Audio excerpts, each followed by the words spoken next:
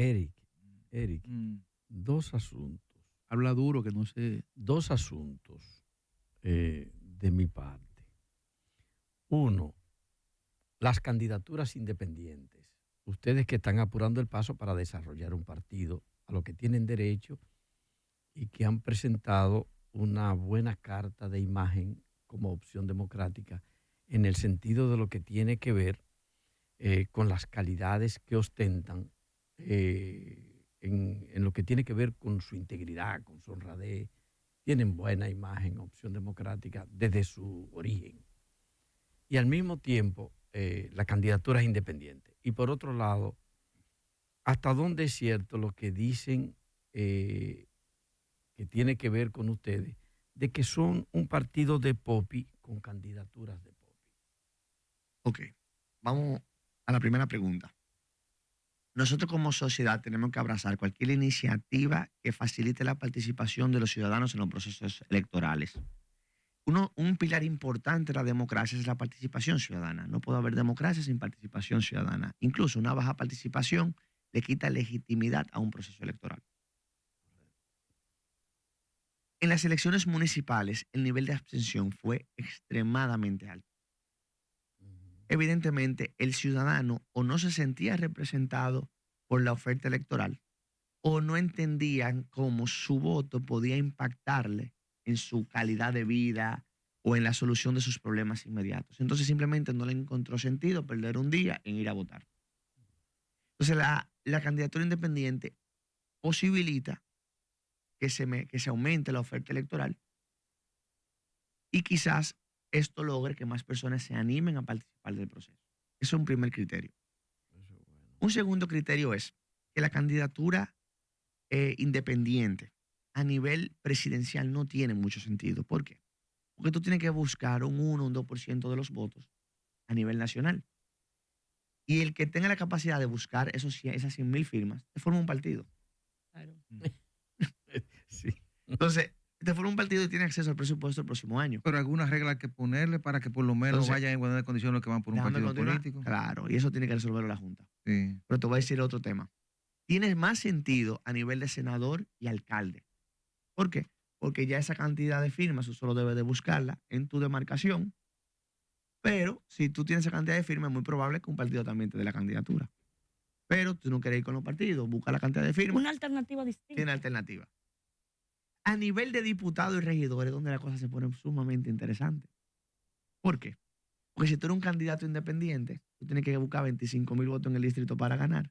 Y si vas por el PRM, la Fuerza del Pueblo del PLD, nada más gana con 5,000. Entonces el candidato independiente tiene que sacar lo que sacan 5 diputados para ganar. Pero no ¿Por lo veas qué? así, espérate, Y eso también sucede a nivel de regidor. ¿Y por qué lo veo así? ¿Por qué? Porque el explícanos. método de Hunt, Ay, que existe para diputados y regidores, es un método de repartición de escaños entre los partidos políticos. Pero el Entiendo. candidato independiente no es No un va a partido tener- político. no va a tener eso. Ahora, ¿cuál es la parte interesante No, de mira, todo esto? son unos elementos importantes. Interesante. Ahora viene la parte interesante de todo, que es la que yo en lo personal disfruto. Y es que el tribunal, cuando habilita la candidatura independiente, genera una interesante incógnita. ¿Qué vamos a hacer con el método de Hunt? Eso Sí, es verdad. habrá que Eso es definirlo. verdad. Y otras cosas más. ¿Cómo van a repartir los fondos de financiamiento a los que aspiren? Porque hay que garantizar la igualdad a ese candidato. Pero no le En garantizan función- igualdad a los partidos. Inteligente respuesta. Bueno, En lo que no pensó el Tribunal Constitucional. No, y nada de Ese eso. es el chiste, Todo eso ese se es lo personal. pero No, decía todo ayer. su elemento debe de sentarse ahora la Junta y los partidos, porque es eso hay que verdad. regularlo ahora. Claro. Pero oye. Porque el tribunal no te puede decir todo lo que hay que hacer. pero, José Hay que María, regular ahora. Ya me gané mi café. Pero yo te decía No, ayer, totalmente. José María, yo te decía ayer, Hace rato, esos facultos que están ahí, que los respeto a todos, ellos no pensaron las consecuencias. Solamente apruébala. No, pero te dieron Pero son muchas cosas que La hay, verdad- señor, la verdad que es- la dejaron sueltas. La verdad es que todas las consecuencias Pero, son en beneficio de los dominicanos, del pueblo dominicano. Claro, Porque lo no que a hay- los partidos que ellos tienen que Lo que hay beneficiar. que, Es a los lo votantes que, hay que pagamos sentarse a impuestos. estructurar Pero hay eso. Claro. Porque consecuencias. si hay, que si no hay es algo. competencia del Tribunal Constitucional. Claro, si hay algo que recibió muchísimas críticas y ustedes fueron parte del motivo de esas críticas, fue justamente el método de Holmes. Cuando la gente vio que igual José Horacio ganó con el método de Homs, pero cuando la gente vio... él no ganó con el método de Hunt. Bueno, me explicas ahora, pero cuando la gente vio que un diputado como José Horacio no salió, que tuvo una alta votación 15,000 votos. y que la gente además se sintió muy identificado con su ejercicio en la Cámara de Diputados, la gente empezó a entender qué pasa con el método de Homs. Entonces, sería una muy buena oportunidad para que ahora nos sentemos y reestructuremos eso. Explícame, porque yo era de la que entendía que cuando ganó José Horacio, también en ese momento le favoreció el método de Homs. Explícame el tema. José Horacio no ganó con el método de Hunt. José Horacio sacó 22,000 votos. La primera vez. La primera vez. Con el método directo, Tranlare, lo que tú quieras, él fue el más votado y le sacó un 50% al segundo. ¿Y por qué en ese momento no le afectó entonces el tema del método de Homs? Lo que pasa es que él sacó tanto votos que no importa lo que sea que tú hayas creado. Con cualquier método ganaba. Él ganaba porque eran demasiados votos. Pero en esta oportunidad, de todas formas, él tuvo más votos que mucha gente que entró. En esta oportunidad, él sacó 15,000 votos. Porque como le digo... ¿Y algunos diputados cuántos votos sacaron? 3,000 votos y ganaron. Pero eso es. 6,000, 3,000, 4,000. 3,000 votos. Entonces, en el primer método no fue el método de Hunt. Eso es una mentira burda. Cualquier método que tú te hubieras inventado lo hubiera ganado. Fueron 23,000 votos. Ahora, el método de Hunt, cuando tú tienes 15,000 votos y que alguien con 3,000 votos tiene la capacidad... Eso no es democrático. O sea, la democracia no es el deseo de las mayorías. Entonces, tenemos 3,000 personas decidiendo el futuro de los otros 15,000. No. Mira, Horacio, Eri, en tu cuestionamiento, en tus argumentaciones con relación a las exigencias que establece la propia sentencia del Tribunal Constitucional como requisito para tú llevar una candidatura, tú hablas de la cantidad de firmas que hay que buscar. Dice que con respecto a los diputados se torna interesante porque tendría que buscar 25,000 firmas. Votos. Votos. No, firma, tú nada más tienes que buscar el 2% de la demarcación. Eso no es el problema. El problema es que el método de Hunt habla de una distribución de escaños entre partidos. No me refiero al método de Hunt. No me refiero al método de Hunt, sino que me refiero a porque tú no argumentabas la parte del método de Hunt en ese momento, sino la cantidad de firmas que había que buscar para ser candidato y la cantidad de votos que hay que ganar para ser diputado. Entonces, no sé, o se llevaba como un cuestionamiento la cantidad de firmas como requisito. ¿No estás en desacuerdo con eso? ¿O yo estoy equivocado? No estoy en desacuerdo con eso. Lo que te digo es que a nivel nacional, el que te busca 100,000 firmas, te crea un partido.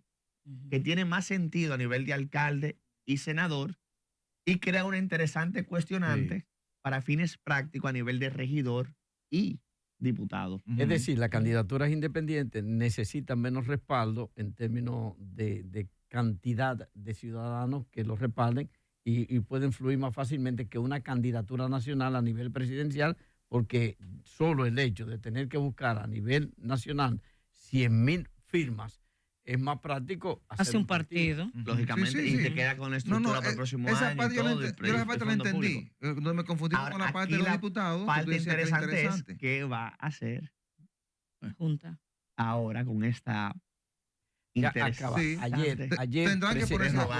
Ayer precisamente la Junta Central Electoral del Pleno decidió en una reunión de carácter administrativo formar una comisión de sus miembros que va a elaborar un proyecto de ley para presentarlo sobre la candidatura independiente al Congreso Nacional. Me imagino que eso entraña, entre otras cosas, porque quedaron de establecer un protocolo para eso, presentárselo a los partidos, que los partidos también lo consideren antes de ser, o lo pueden considerar en el Congreso ya para normal lo que tiene que ver con las candidaturas independientes. Eso fue ayer ya decidido. Están trabajando, eso es lo que tienen que hacer. Crear una norma. Me da miedo cuando ellos trabajan. Ajá. Bueno, pero a ellos que les toca, Eric.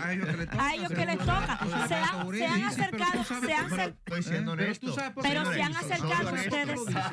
han acercado ustedes como partido para tratar de trabajar con ellos. Tiene que ir a los medios. Porque los partidos, él lo dice porque los partidos son los interesados y le van a buscar una salida como favorable a ellos. Pero él hay que decirlo. Pero él es parte de un partido. Sí, lo que tienen es que tratar también de aportar.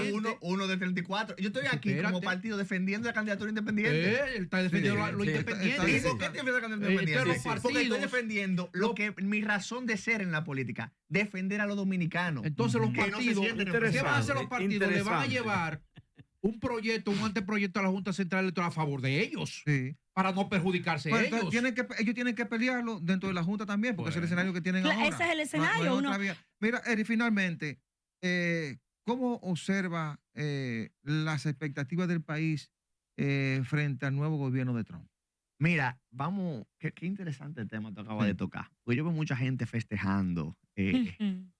Yo te voy a decir algo, personalmente yo le tengo mucho miedo a la ignorancia, porque es contagiosa. Sí. Y se crean grupos grandes y en algunos momentos llegan a elegir hasta el presidente.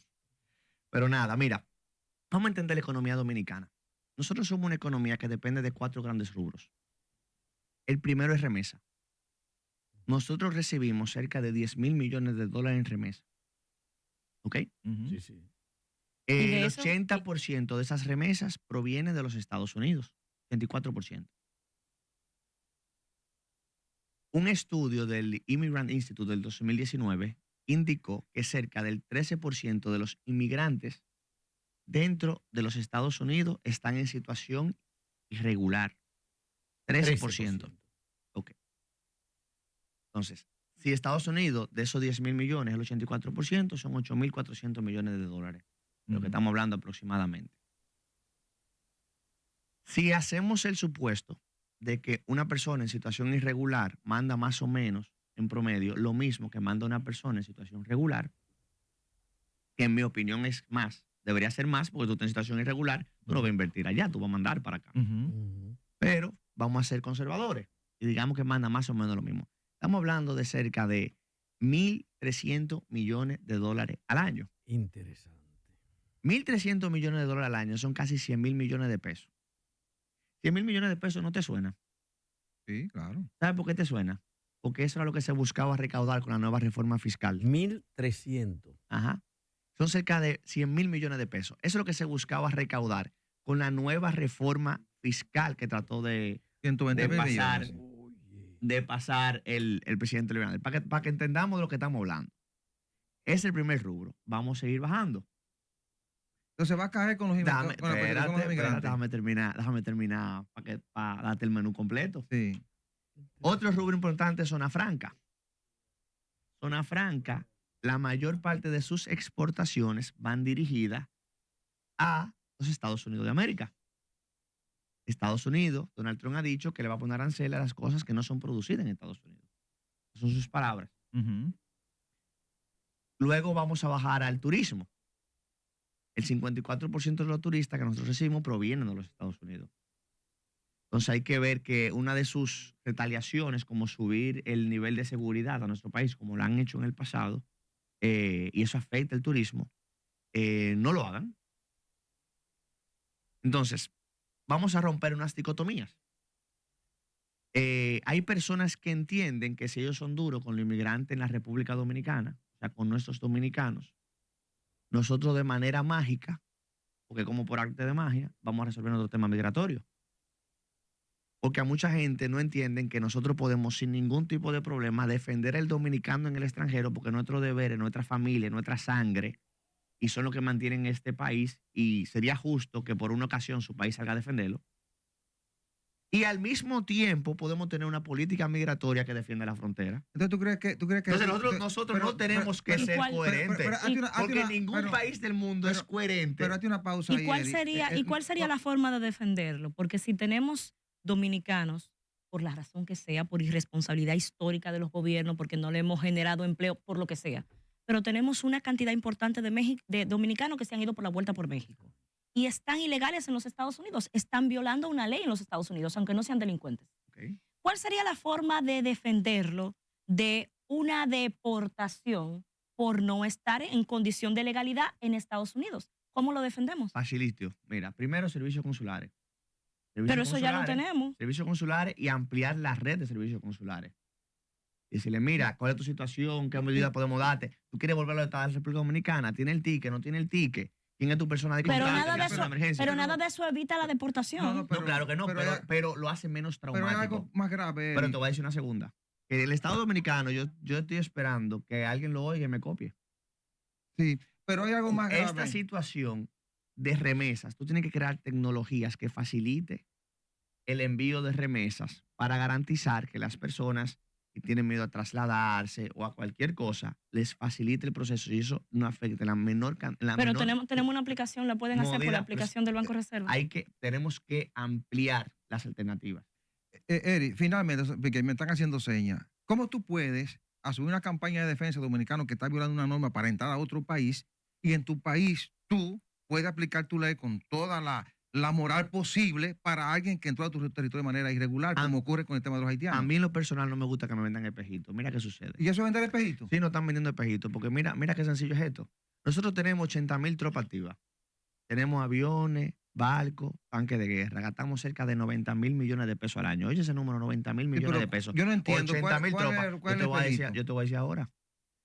¿Qué es lo único que justifica nosotros tener 80,000 personas armadas, asalariadas y entrenadas?